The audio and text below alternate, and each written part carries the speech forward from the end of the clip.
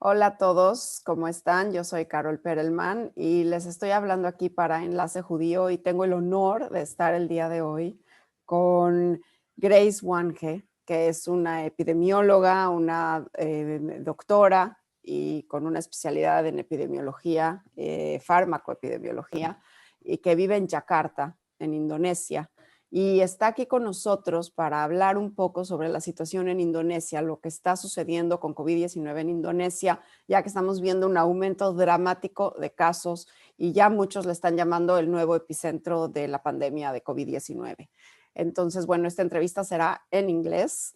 No hablo indonesio, pero podemos comunicarnos, Grace y yo, en inglés. And just before I go, I want to thank Dr. Sandra Lopez León, which was the matchmaker, and she enabled this wonderful conversation between you and me. So thank you, Sandra, for letting me talk to Dr. Grace. Thank you very much. And Grace, welcome to Enlace Judío. I'm super happy to talk to you tonight for you and this morning for me. And we all want to know why Indonesia? Because you had a very slight, just a bump, not even a wave, I think, in December, no, reporting an average of, well, reporting the same as we are reporting now in Mexico, which is about 12,000 cases per day. But now you're reporting over 50,000 cases per day, almost 60,000 cases per day. So can you explain a little bit how Indonesia, which is the fourth most populous country in the world, this archipelago, no, these islands in South Asia, how are you managing the pandemic, and why are we seeing this huge peak? Yes, so I think we call this a second wave. Last December, we do have the first wave, and we still don't know for sure why we have this huge surge number of cases.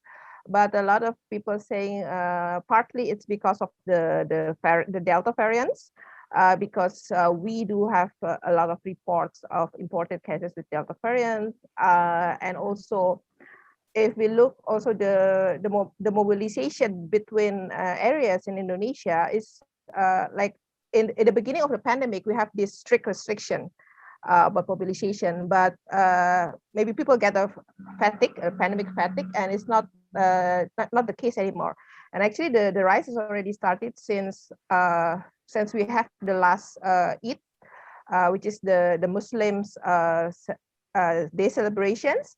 And people do, because it's already been a year without going back home. They did that, and the government cannot really have a strict measure to prevent the mobilization. And then we're starting to see the rise of the cases.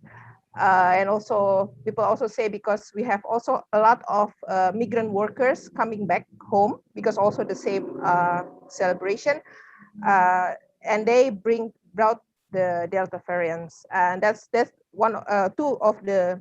could be the main reason that was told by the government that why we have a lot of cases now. So let me explain, because what you're saying is very important, because Indonesia is the most populous Muslim country in the world. Yes. And so you're saying probably this huge surge is coming after the Eid al-Fitr, right? The holiday? Yeah, that's correct. The holiday, the Muslim holiday, okay. And you know, it makes me remember what happened in India, that with the Kumbh Mela, which is the all these celebration, the Hindi celebration also was the beginning probably of that huge wave. So you're saying this was like the trigger, plus the Delta variant getting in. Okay, so what are the guidelines, or what is the government doing? I understand you have even put hospitals in airports. Is that correct? Yeah, we have the government add extra beds, of course, and now some of the emergency room is actually changing into intensive care unit.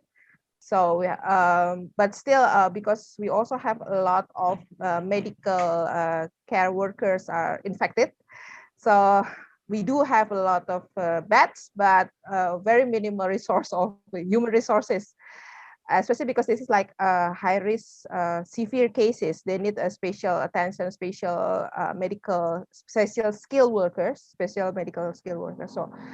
So yeah, that's the main issues, I think.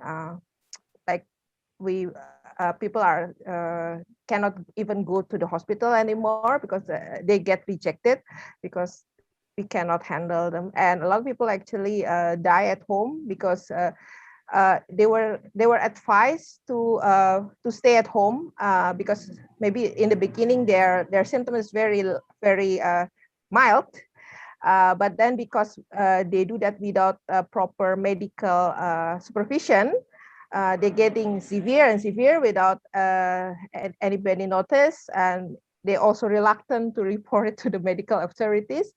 So some people actually died at home during the isolation, the self-isolation. Yeah.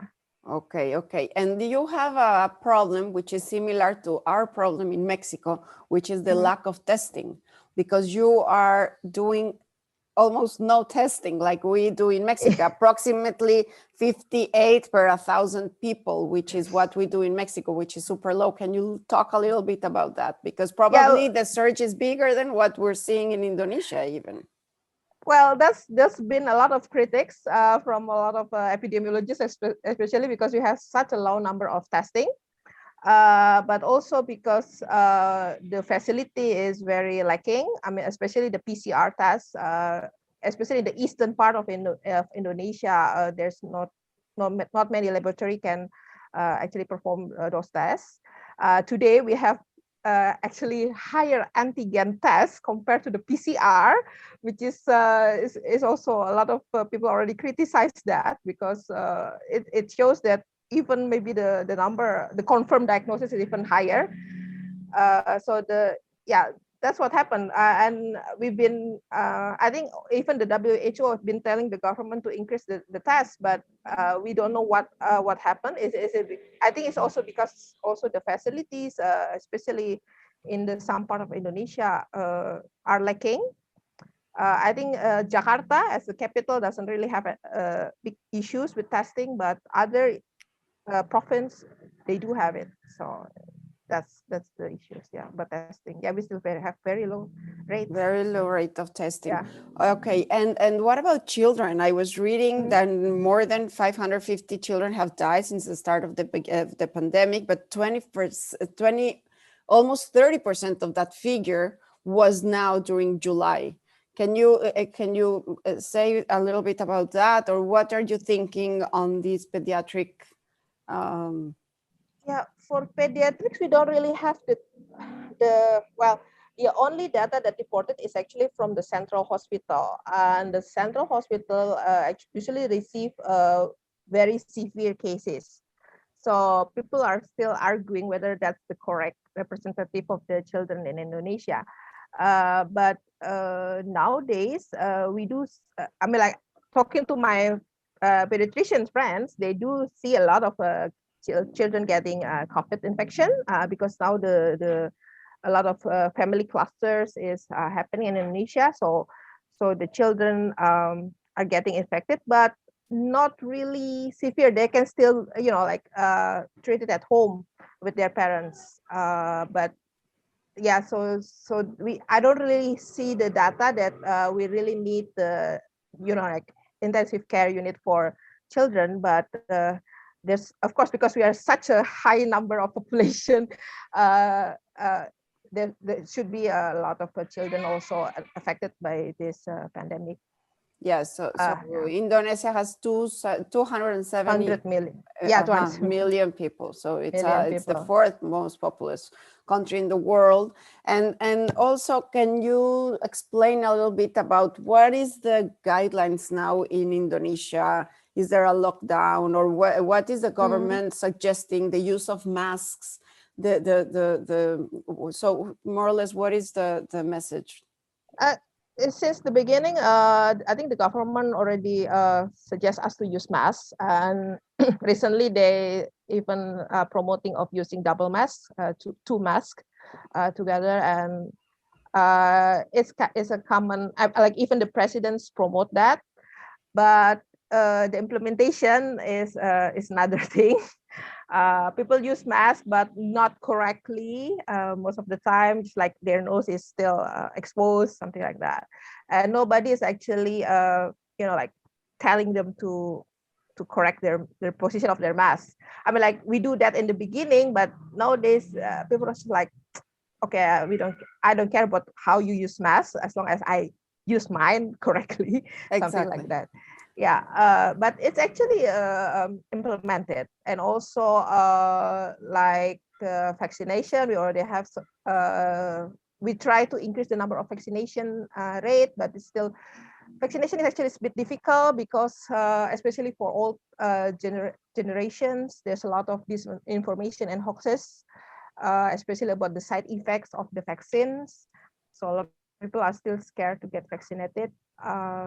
And that also the distribution to the very to the eastern part of Indonesia, to the rural part of Indonesia is still difficult. But in Jakarta, the rate and everything is going well. But now I think today we also see that the number in Jakarta is getting lower. But in other provinces, especially the eastern part of Indonesia, they're getting higher, and it's really worrying because they even have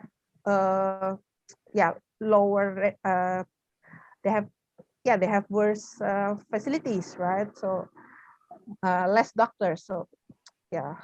I remember something in September that people that wouldn't want to wear masks, can you explain a little bit about what happened, or what was the punishment for not wearing masks in September in Indonesia? I understand that they had, okay, you explain it. Yeah, I think in the beginning we have those kind of things. So if you don't wear mask on the street, you get this like social punishment. So you need to swap the street or doing some exercise or bury. You have to be one of the barriers. No, I saw in the news. Oh, bury, yeah. There's a lot of things people get. Like the officer getting creative of that, but it's no longer the case. I think. Active. Okay. Yeah, because it's not really giving any impact. People are still. And what about ventilation and measuring carbon dioxide or something? No guidelines on opening windows and being outside and trying to. There are guidelines for that, like how you need to keep your ventilation open and cleaning your room frequently, and then just how many people should be in one room at the same time. There's guidelines for that, but not really like measuring the carbon monoxide. No. Okay. And so a little bit about vaccination, because you are using a vaccine that I remember at the beginning you were hesitant to start using because people were not sure if it was halal, and this is the Sinovac vaccine from China, and that's exactly one of the vaccines we're also receiving here in Mexico, Sinovac. And with Sinovac, you have administered at least one dose to 15% of the population, which is very, it's good, but it's still low, not compared to other countries, and that's why probably Delta is making this huge surge. So how is the rollout? And also, is there any messaging or any kind of idea of probably requiring other kind of vaccines, or is Sinovac really, because I understand there are some medical doctors, as you say, that they have been they received Sinovac, and 20 doctors that died after receiving, not because of the vaccine, but obviously because of COVID, getting COVID, being already vaccinated. Yeah, so the first vaccine that we had is indeed Sinovac, and I think the issue of halal is not. This is not the first time. Every time we have vaccination, we have the issue of halal. And I think the government already did the good things this time. So they released the emergency use authorization together with the halal certificate. So there should be no issue about the halal of the Sinovac. But then they have the issue of this is a Chinese vaccine. Yeah, that's always the case. The first batch who received the vaccine is actually the healthcare workers. So I get the first batch also because I'm a healthcare worker. And at the first time we hesitate, but we do have the clinical trials run in Indonesia.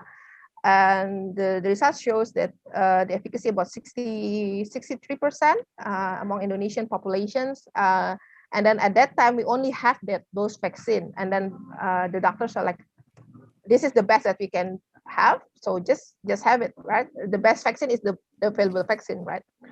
And then after that, we get AstraZeneca vaccine. And then the issue with AstraZeneca vaccine is actually the side effects. People heard there is a case where this young guy was vaccinated and then he died. It was later said it was not related, but then people become really scared about the side effects, and then they think of, oh, maybe we should wait for the other vaccine, Pfizer or something like, or Moderna or whatever vaccine that come after this, because we don't really trust the Sinovac, but then we afraid of the side effects. So that's the thing that we need to clarify every time with the people who doesn't really want to be vaccinated. But so far we only have Sinovac and AstraZeneca.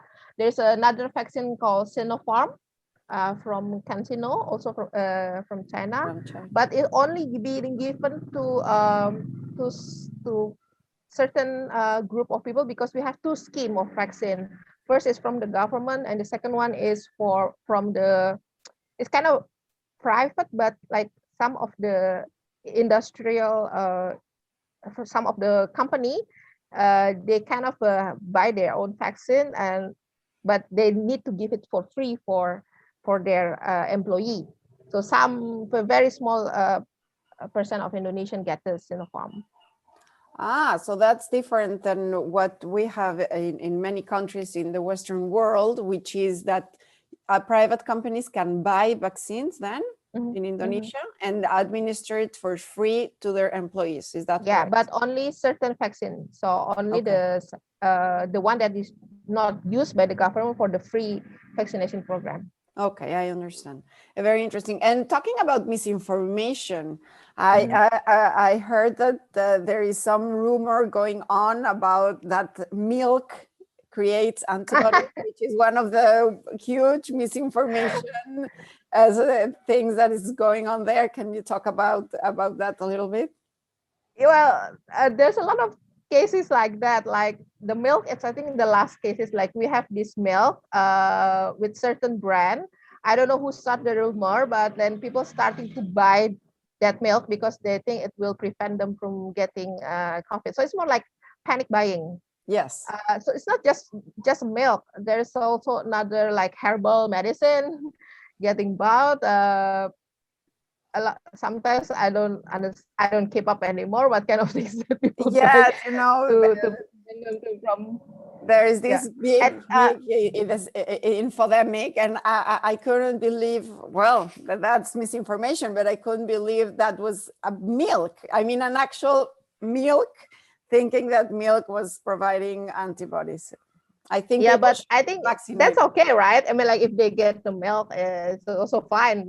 Yes. But we have even worst case where some drugs was claimed to help prevent them to get infected, and the drug is actually is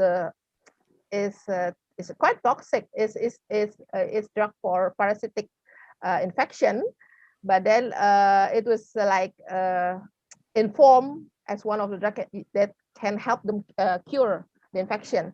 And then people are also doing a panic buying because in Indonesia, even though you need a doctor's prescription, but still you can buy through the pharmacy some of those drugs, or some antibiotics even like lacking from the pharmacy because people are keeping them at home. So that's bad, I think. I mean, like if they want to buy the milk, I'm fine with that. But then this is drugs. Yes, The side effects we don't know. you're talking about the same drug that they are using also in Mexico without evidence that it's a real treatment for COVID-19, which is probably ivermectin. Are you talking about? Yeah, that's why. Yes, so we have the same disinformation in Mexico, exactly the same one, Grace. I think we're all the same human race.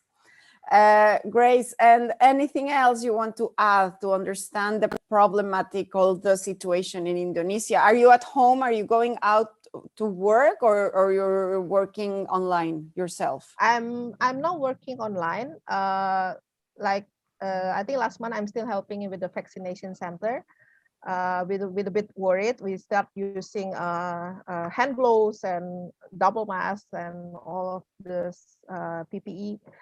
Because even like during the vaccination, some people are actually get symptoms and they still go for the vaccination.